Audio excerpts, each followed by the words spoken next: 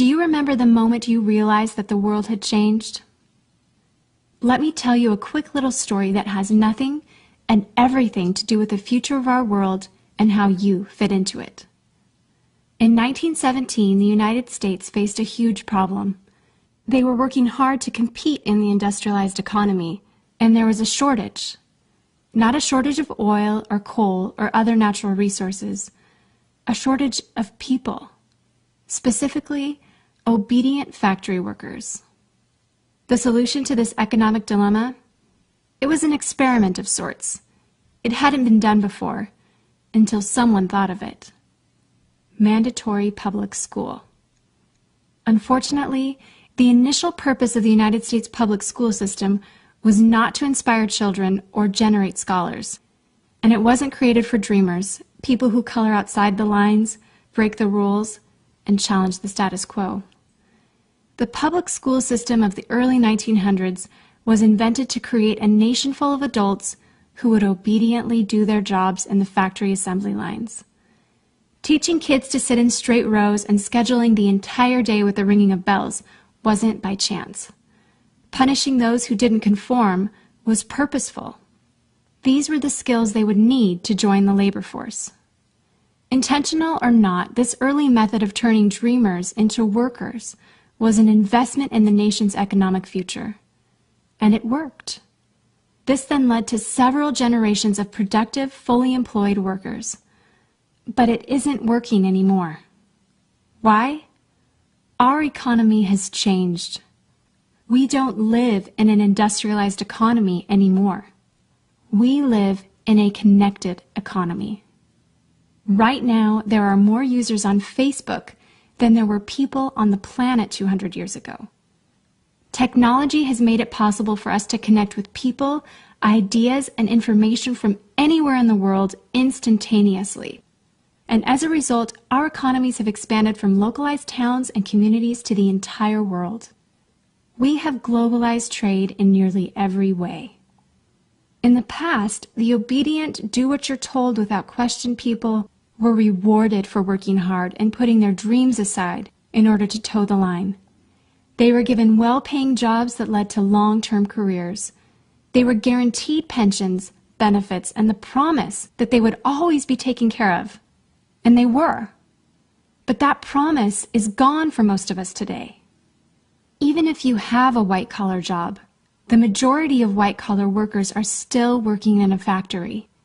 Instead of operating a sewing machine or welding a widget, they now push pencils, type on keyboards, or process paperwork. It's still factory work because the entire focus of the day is spent on increasing productivity, which leaves little room for creativity, spontaneity, or individuality.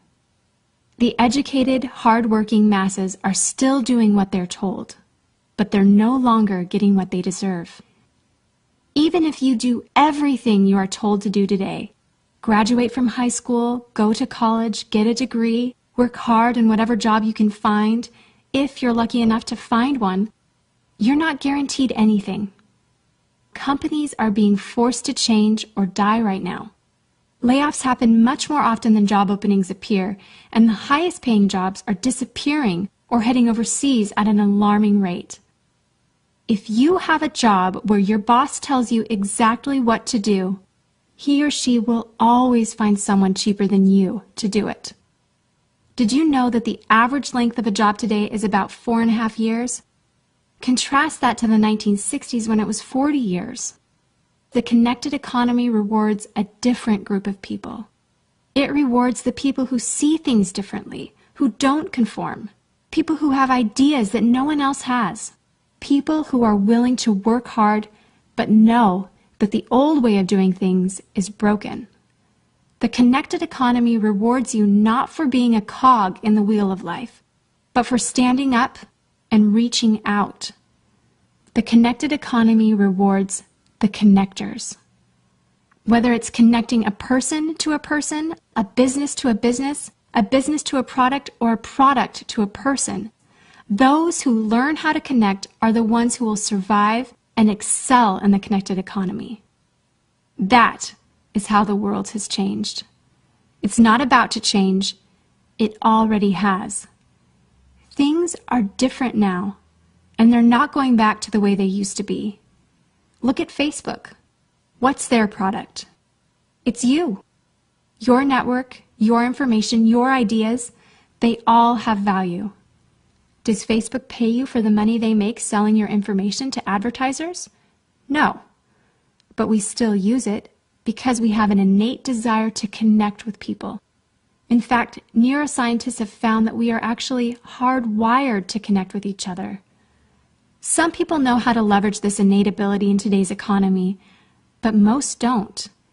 And because they don't know how to do it, most of them are paralyzed with fear, resisting the shift, despite clear indications telling them it's time to change.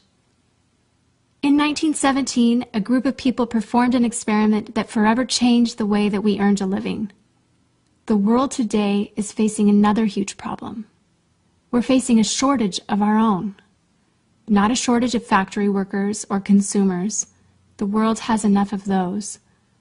We have a shortage today of dreamers and connectors. And so, we're holding our own little experiment. And you happen to be the subject of it. This 8-minute presentation was specifically designed to seek out and find the connectors around us. Those who recognize that we are on the brink of the next economic revolution, who are ready to thrive in the connected economy, and who are searching for the best way to do it. The internet and technology are rapidly changing the way that we do everything today, including how we make a living. It's not too late to embrace the change and find a way to make yourself relevant and profitable in our brave new world. And that's why we've invited you here today. We've created something that rewards you for connecting. It pays you for bringing people together behind a cause, product, or idea. And we have systematized it and made it so that you can do it from anywhere with anyone at any time. If you are passionate about helping people, if you are passionate about changing lives, if you want to position yourself to be a capitalizing force within the connected revolution instead of just a bystander, let's start now. Do you remember the moment you realized that the world had changed? How about the moment you realized you could change with it? Are you ready for the details?